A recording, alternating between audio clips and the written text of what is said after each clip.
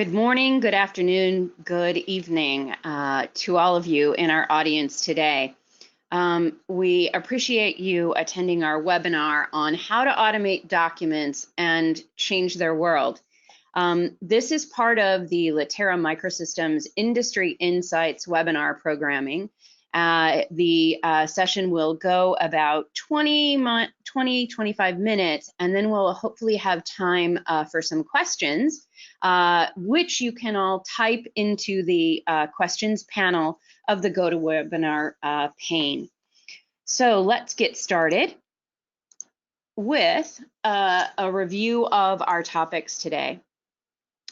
We cannot have a discussion about changing the lawyer's world and your user's world without first reasserting our priorities.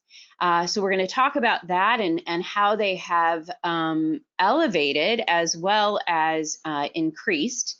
Also, we're going to talk about solution selection, because as many of you are looking at your next generation desktop, you're facing some critical technology decisions. You're having to identify your user's experience, preferences. You're having to identify what level of expertise and skills and resources you have to make the solution be the more widely adopted solution that you want for that desktop. And what we also have to do is to recognize and also reconcile the trends. Some of the trends are important to you and some of them may not be. So we want to talk about what that list is, so to help you make some better decisions. Now, fundamentally wrapped around all of this are some best practices about your content. So we'll go over that. And then perhaps the most important topic in this entire list is an acknowledgement of continuous updates and what that means for our digital transformation. So that's our big agenda for today. I want to introduce the team that I'm a member of, the Document Lifecycle Evangelist team, and we work all around the Litera desktop, bringing solutions together and having them operate seamlessly together. So our create tools, our comparison and proofreading and check tools, and our collaboration tools, making that user's experience much more seamless with all of these applications working together. And so as, again, part of that evangelist team, we bring you this programming today. So why exactly are we talking about automation, document automation today? You know, what we've all had document automation solutions for years. As a matter of fact, it's exactly why all those folders have pieces of paper inside, is that legal has been doing document automation since the beginning, actually. And so why we are talking about document automation now and taking a step back and a fresh look at it is actually pretty much identified through materials that we have in a site called The Changing Lawyer. I would encourage you all to read that publication.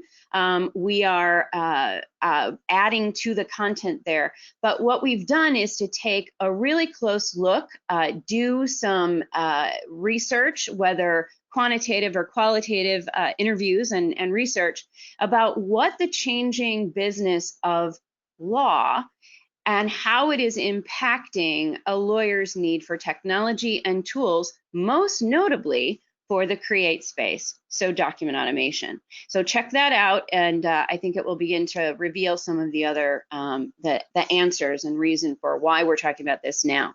So the next question is, what exactly is document automation? And yes, it is the flurry that you see there.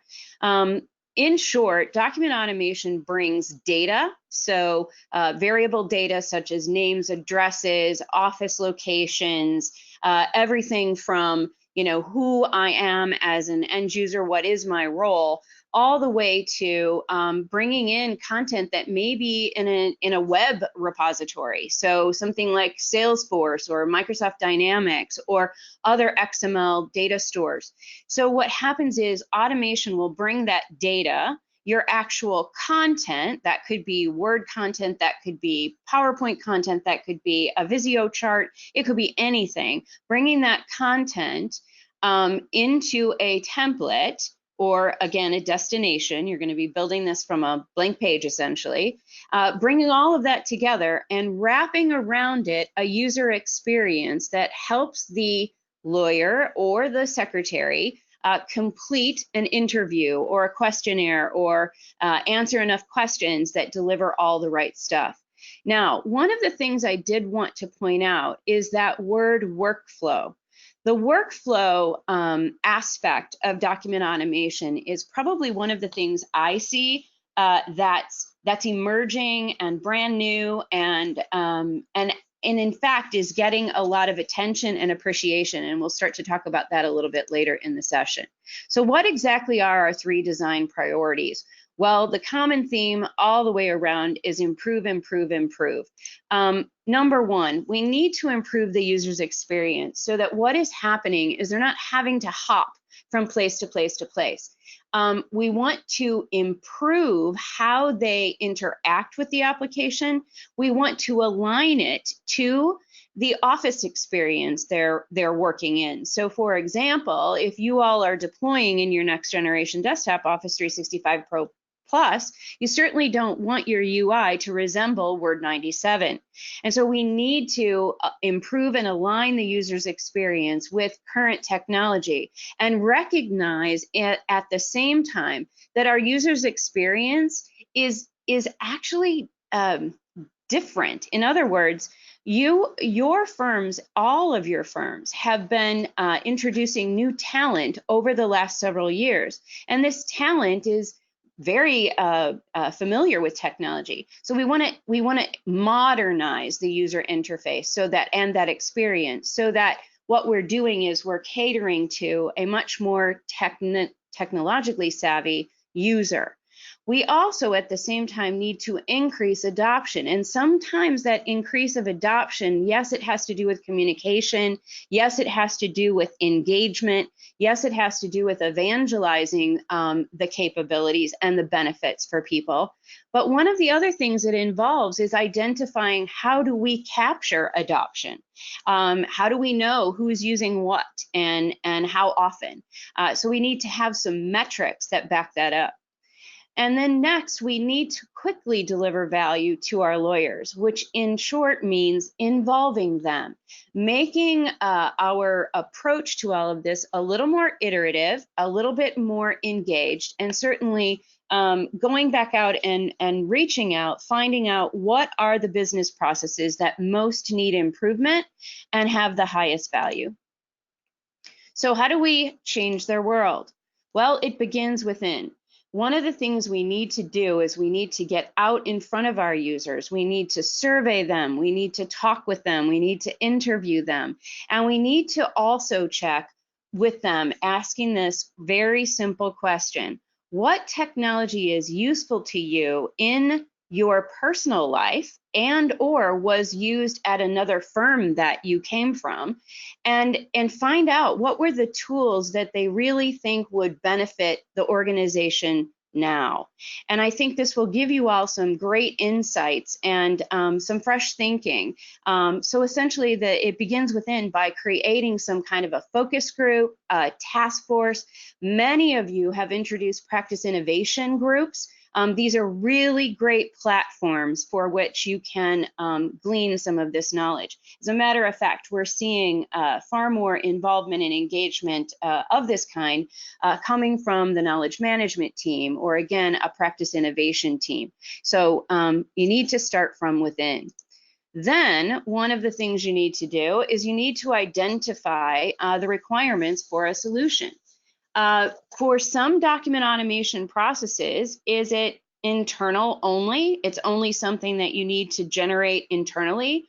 Or do you need a solution that will actually deliver client-facing automation, where perhaps the client fills in an interview or the client fills in a form, and then you all generate the documents? Is this actually for a new business unit that's starting? So you need to identify whether or not the tools that you need to implement are going to be for internal use or client-facing use. And then isolate which of the business processes you can deliver against that would be quick to value. We don't want to have a year-long project and then not have anything different to show for it when we deploy it to our users. So we want to have something that's quick to value, sort of iterative, and again, clearly identify whether this is internal facing or client facing. And that's going to help you then go and take a look at some of the solutions available. One of the other critical clarifications you need is about the technology support. Should it support 64-bit? Should it support mobile? Should it support the cloud? Is there a requirement for it to be offline? Or is this something that would be only web-enabled or network-enabled?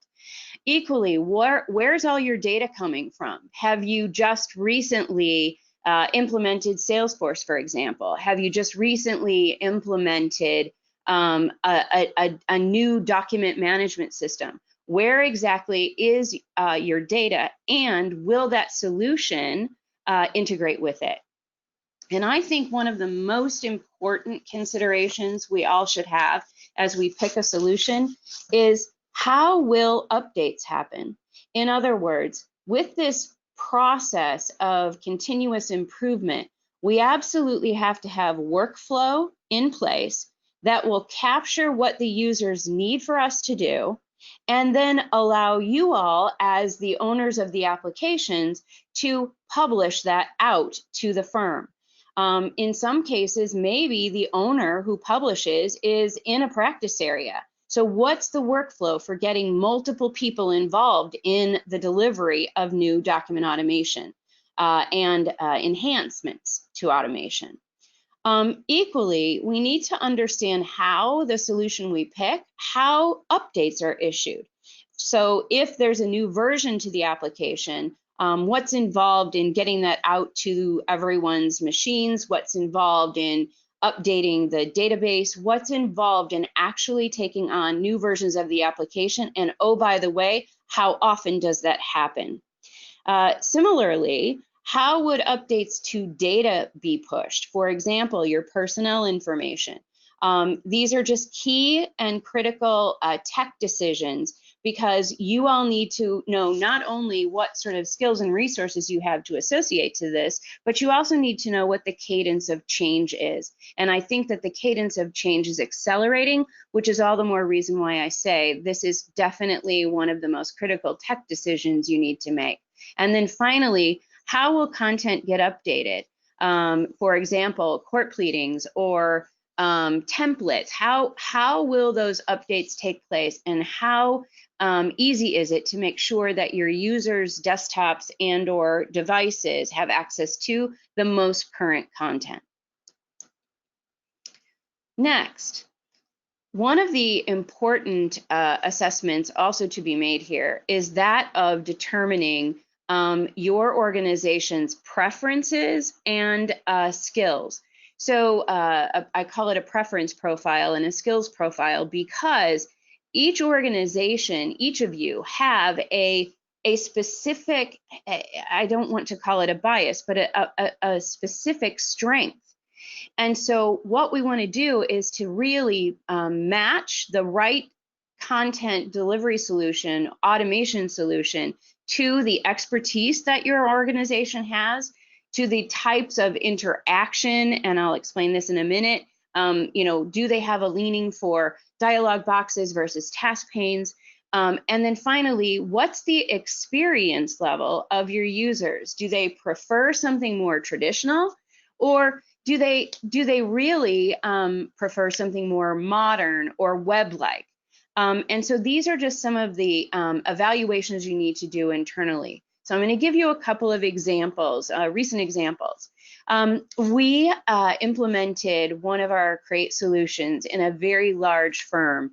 And one of the reasons that they selected the solution they did was because they had a very strong development team who was empowered and wanted to be even more so. And so it made sense for them to, choose a particular solution as they did.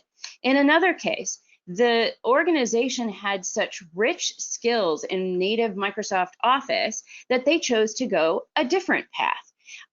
In another case, there were a number of business analysts where they were very clear on how to staff and how to identify the workflow required by that organization. And so they were ready with their expertise. They were ready with their business analysis about the processes they needed to automate. And so immediately they chose a specific solution because that was where their strength was. Now, I mentioned this interaction. So let me just give you a good example on this. Many organizations do have a distinct preference based on what they may be coming from and frankly what they may be going to, and that happens to be with the way that the user interacts with the application. Does the user prefer a dialog box that is modal, which means until you complete the dialog box, you cannot generate the document? Or does the user prefer something that's mode-less, like a task pane, where they can move between answering questions and choosing items and then go back and forth between the document window and that task pane as they work? And so that interaction preference is a really significant selection criteria. So, definitely pay some attention to that as you talk with your users and learn what are their preferences. And then finally, with a traditional UI, once again, I'm speaking a little bit more about dialog boxes and or web forms. And so again, we need to think about this, especially as we talk about mobile in the future. So these are just some determinations of people and skills and preferences that will help you in your solution selection. Now, I really tried so hard to put this slide in something a little more visually appealing than bullets and sub-bullets. However, one of the things that you all are likely noticing about document automation is that there are very many trends and very many enhancements coming down the way as technology is accelerating our change and adoption. The automation solutions need to keep pace. And so these are some of the trends, the most important trends that we see. And I want to go through them in a kind of a grouping as we talk about it. But the reason why I have this as recognize the trends and reconcile the trends is that it is likely that you may not find the solution that has everything on your list.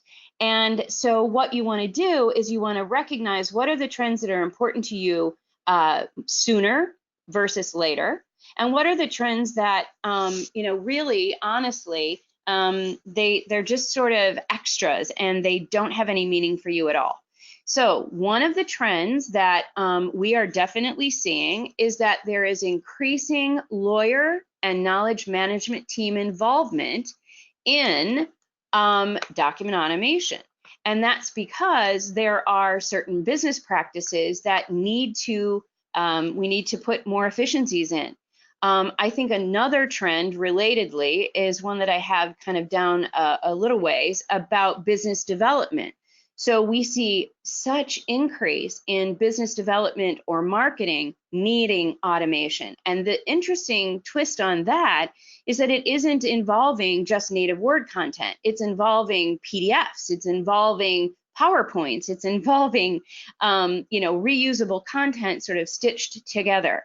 And so recognizing that there's more pockets of involvement and visibility about document automation now, I think will help you as you begin to find, the value, where you can deliver the value most readily and where it's most needed. I think another big trend, a really big shift, is the shift in architecture as it relates to how and where we're going to get our data. Just in the last 6 months even, the number of requests that have come through for connections to cloud-based APIs, it has truly accelerated. And how we handle that, how you all handle that, I think it's going to make a big difference in the document automation platforms of the future.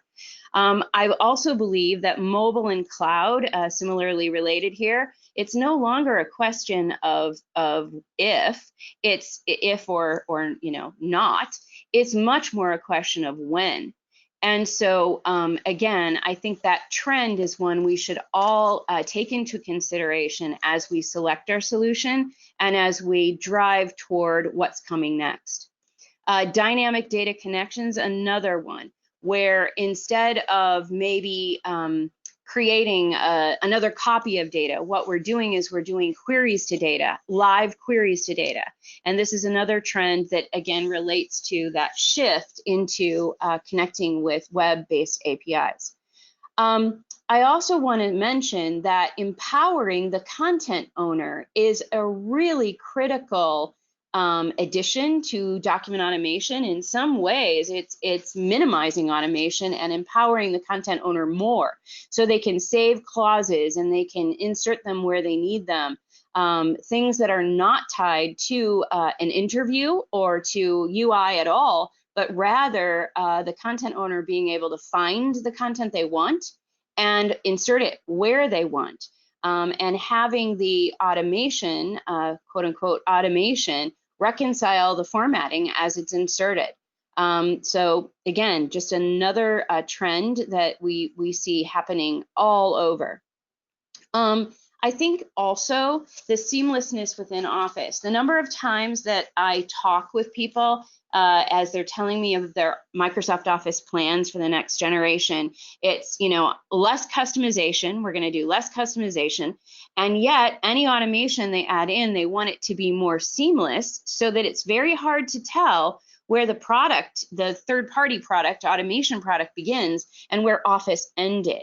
And so you see this in everyone's UI design, where instead of naming it as a product or a vendor, it's actually being named by the feature or the function or the part of the workflow that it serves. I also think that what we are also seeing is a lot more in-product guidance. So that means that it's easier for people to get help, more intuitive, less reliance on training, much more in-product guidance. And then equally, a better way to capture data and to capture user input. There is a much more of a software company kind of profile within firms now around document automation, where the users can suggest enhancements, the users can suggest updates and the like. So I just put this slide together as a way to identify for you some content best practices. These are pretty, I'm sure these are really familiar to you, but again, as we look at the way that our Office technologies have gone, making it findable, accessible, enabled for mobile and cloud, reusable, constantly improving, definitely current, making sure that we filter out what isn't applicable to one practice group at the expense of another, and then also localizing it, making certain that an individual office has access to their own content and so forth. Now, this is the most important part. What we need is we need to reconcile with ourselves what continuous updates really means. Not only does it mean that we are going to get new features mid-cycle in our next version of Office that we deploy, that means we're going to have new capabilities. It also means that your vendor that you select has to have really strong technology and business partnership and relationships with the platform products of Office and of your document management system. So what you need to do is you need to select an organization that has the kind of spectrum of expertise in those relationships to keep you current with their applications, and thus to keep you current. The other thing that we need to talk about is the, call it, flip side of that coin. The flip side of this coin is that while the vendors are maintaining this continuous update cycle to what Microsoft is doing, what they also have to be doing is precisely what Microsoft is doing, and that is rolling up the carpet behind them. In other words, if you see a solution that's brand new and modern and it still supports Office 2010, this is not a good sign, because that maintaining that support is holding them back. What's going to happen is they won't have the resources to do the regression testing all the way back, any more than they're going to have the resources available to them to keep populating against these continuous updates. So realize that continuous updates are both the new features that you get and the old features that are deprecated. So you want to work with an organization that will keep you aware of those changes as the process occurs, and continuously update while they're continuously deprecating the things that no longer apply and would be holding the application and you back. So with that, I think we are within minutes. And I have, Steve, I wonder if you have a couple of questions to queue up. We've recorded the session, by the way, so we will send you all the recording. But I'm just wanting to check in with Steve and see if we have questions that I can answer. Hey, Sherry, can you hear me okay? I can. Yeah, we got a question about just sharing the slide deck. So yes, we'll make sure that that gets sent out. But no other questions have come in related to the discussion. So I don't know if you have any sort of final thoughts or just parting words for the group, and then we can wrap it up. I think I do have one final thought, and that is recognize that as we're doing and investing in our document automation, I think all of us realize that it is it is definitely a longer term technology selection.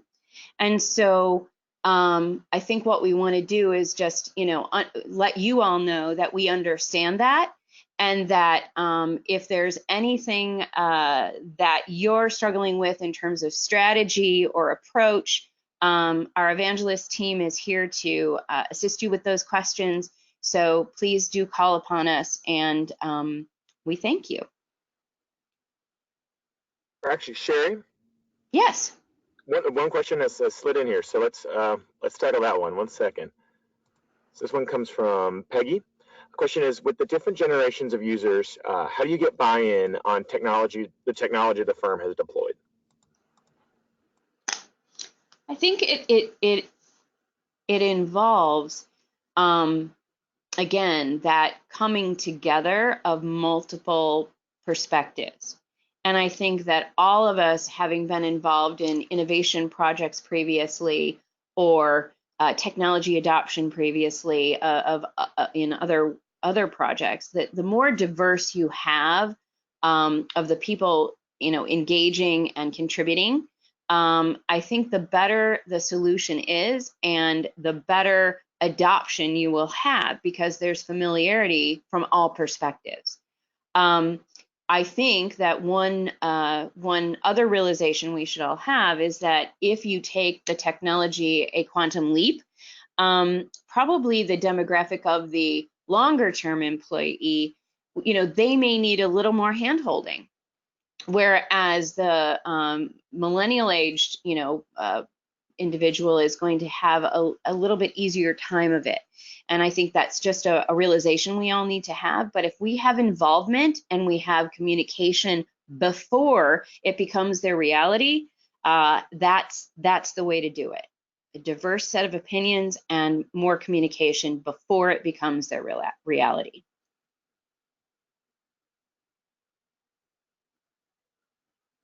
Fantastic.